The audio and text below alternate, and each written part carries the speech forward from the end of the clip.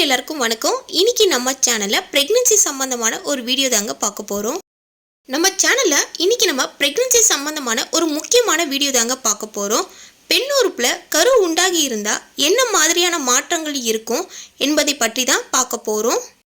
நிறைய பேர் ஒரு சில டவுட்ஸ் கேட்டிருக்கீங்க. அதை பத்தி டீட்டெயிலா பார்க்க போறோங்க. வீடியோவை ஸ்கிப் பண்ணாம முழுமையா பாருங்க. இப்போ வாங்க நம்ம வீடியோக்குள்ள போலாம்.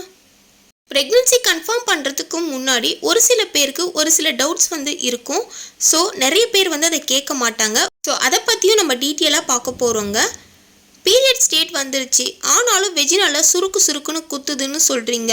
இப்படி இருந்தால் ப்ரெக்னன்சியா இல்லை பீரியட் வரதுக்கான அறிகுறியான்னு நிறைய பேர் கேட்டிருந்தீங்க. வெஜினால சுருக்குன்னு குத்துச்சுன்னா அது கண்டிப்பாக பீரியட்ஸ் வரக்கூடிய அறிகுறி தான். உங்களுடைய ஓவலேஷன் டைமில் கரெக்டாக கரு உண்டாகி இருந்துச்சுன்னா பெண்ணுறுப்பில் ஏற்படக்கூடிய முதல் மாற்றம் என்னன்னு பார்த்தீங்கன்னா, கரு உண்டானதுக்கு அப்புறமா உங்கள் உடம்புல பிளட் ஃப்ளோ அதிகமாக இருக்கும். வெஜினா பார்ட்டில் பிளட் ஃப்ளோ அதிகமாக இருக்கும். பெண்ணுறுப்பு சுற்றி இருக்கிற வெஜினா சுற்றி இருக்கிற தசைகள் வீக்கமாக ஆரம்பிக்கும். இதை நீங்கள் கை வச்சு பார்த்தாலே தெரியும், கொஞ்சம் மேடாக இருக்கும். உள்பகுதி பார்த்தீங்கன்னா தசைகள் எல்லாம் வீக்கமாக இருக்கிற மாதிரி இருக்கும். கரு உண்டாகி இருந்தால் பீரியட்ஸ் வராது, அந்த ஸ்பாட்டிங் மட்டும் இருக்கும். அதாவது பிளட் ஸ்பாட்டிங் சொல்லுவாங்க. லைட்டாக ப்ளீடிங் ஆக ஆரம்பிக்கும். இது ஒரு சில பேருக்கு இருக்கும், ஒரு சில பேருக்கு இருக்காது.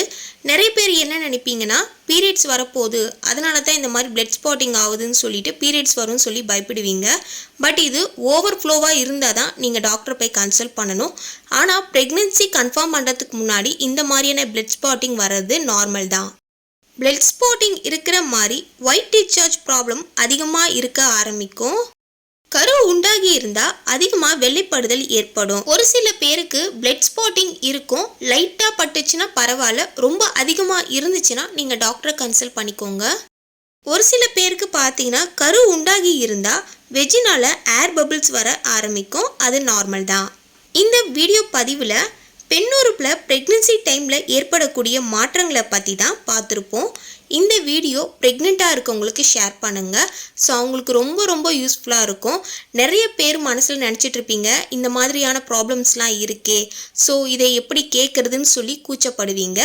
கண்டிப்பாக இந்த வீடியோ உங்களுக்கு ரொம்ப யூஸ்ஃபுல்லாக இருக்குங்க.